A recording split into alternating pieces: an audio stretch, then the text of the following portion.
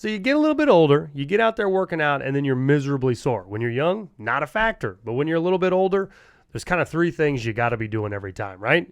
You got to increase your blood flow, meaning heart rate, just get up and move around, whether it be a walk, whether it be a light bicycle ride, whether it be a jog. If you increase your blood flow, your body's going to feel way better. Number two, you've got to stretch a little bit. If you get out there for the first time, do some body squats, or lunges is probably the best example. If you haven't done a lunge in like 6 months and you go out and throw out, 20-yard lunge down and back, I promise you ain't getting off the bathroom the next day. I mean, you get so unbelievably sore. But if you don't get on a foam roller or try to do some type of active stretching, some dynamic movements the next day, that's going to last for 5-6 days. I mean, the faster you get into movements, the faster you're going to feel better. And then the last one is going to be most definitely kind of leads into what we were just doing with some of those active stretches, but some light exercise. Do a couple lunges today. Do a couple body squats today. That extra movement in your quads is going to get rid of that soreness, don't you? You've got to make that a progression, not, thinking in terms of I just got up and, I feel that. Well, all of a sudden your body's moving this way or that way to kind of alleviate that. Just stop and relax and then just move. Just start walking, start moving, get your balance, and then you sort of progress into, now I've got the blood flowing a little bit, let's go to the next step. I think it's pretty easy. Really, when you do any type of exercise, you're going to be really sore, but I feel like a lot of guys my age used to be athletes, and when it's time to work out and you get D-Day, Monday comes around, okay, I'm about to hit the gym. And you get in there, you're trying to throw up all the same weight you used to do. You're doing all the reps, all the sets. You get out of there, you feel like you've accomplished everything. And then you just can't move the next day.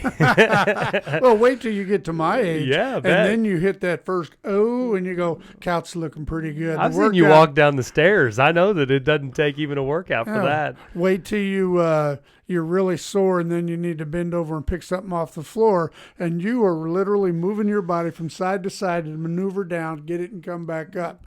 So I know all about that. I'll give you a good example. I started doing this different squat format like a week ago.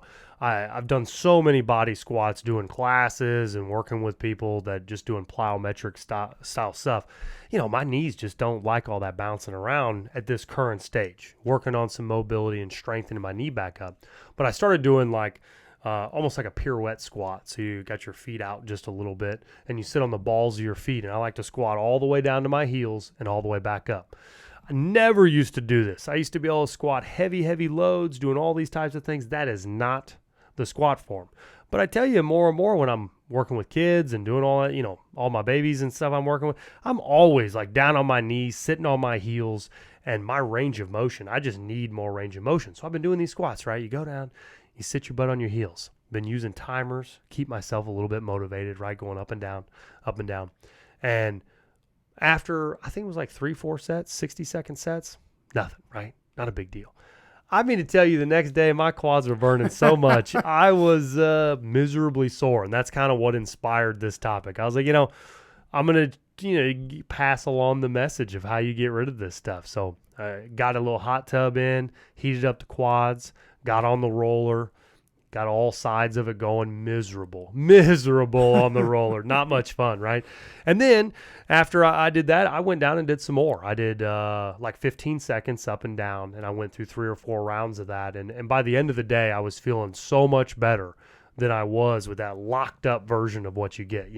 I imagine when you go play softball or something, don't you ever have that where you get locked up in the hamstrings, and then if you're not doing something, it just doesn't go away? It doesn't, and you've just got to move. You've got to realize I'm going to feel better in a few minutes if I get some motion going, I get some blood flow, get my heart rate up a little bit. Doesn't have to be, crazy. Just move. Yeah, so even if you're, it kind of goes in like 2 different tiers. If you're new to exercise altogether, you're in your 30s, 40s, 50s, you're going to get really sore. The last thing you want to do is just leave it alone. If you leave it alone, you're going to prolong that soreness even days. And if you're, same token, different person, if you were back into athletics a long time ago, really great at working out, pushing the envelope, when you get back in the gym and you start working out, you got to be careful not to hurt yourself. You know, you've got better form than the average Joe that's never worked out. You've got more strength potential because you have more muscle on you. And the trouble is that you get in there just going 120%. And what is that?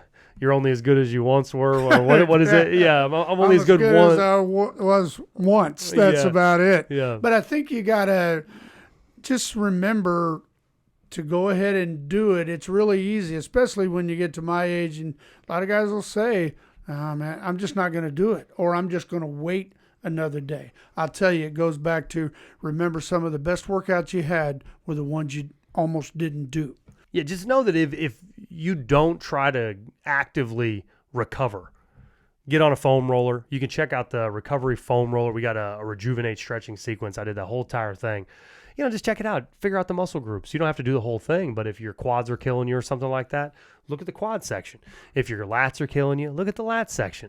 You know, have you spent much time on a foam roller? I do now. I didn't used to, but you know, you used to, you know, the old saying, I need a massage. Well, that's exactly what that's going to do for you. And once you get in the habit of doing it, it's almost that it hurts so bad it feels good. That's one thing that I wish that I'd take more time to do massages, because, you know, if you can get rid of all that built up, ground up fibers that all twisted and angry at you, you feel so much better. But I just can't get into it. I don't know.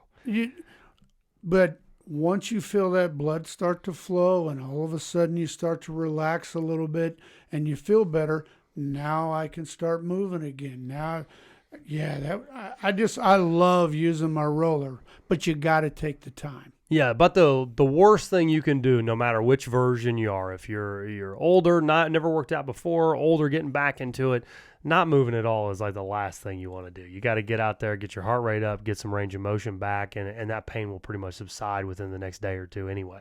Well, if you just totally rest, right, which is okay sometimes, and then you do it again, you're always going to have the same result. Right. You've got to do the things that alleviate that.